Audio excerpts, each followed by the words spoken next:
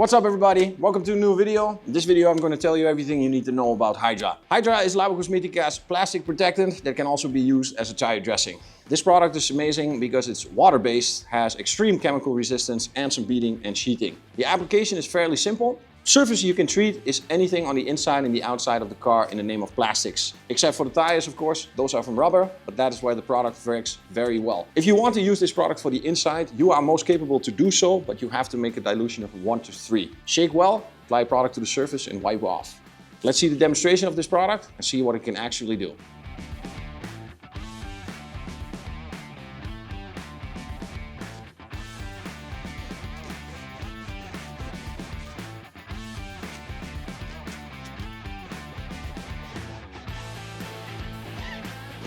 The reason I'm using Hydra as a tire dressing is that with Hydra you have the capabilities of creating the finish that you want. Are you just the one that wants a matte, natural finish? Apply it like this, wipe it off, and then if you want to increase, double it up immediately after each other and let the product dry into the surface. Does not create any issues. The only difference is you have to wait a little bit longer because the product can splatter.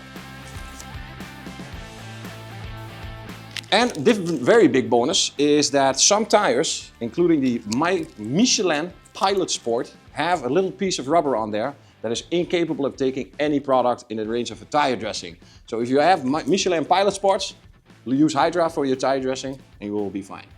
Let's try the exterior plastics of the car. Does not make any issues on paint, is easily wiped off and does not link. Many people ask me, can I use Nero for the plastics too? And that is absolutely true. However, with Nero it's very difficult to create the finish that you want, because with Nero it will always be satin to glossy finish. So if you want a natural finish, use Hydra. If you want a glossy finish, use Nero. Plus, the duration of Hydra is a lot longer than Nero on the plastics.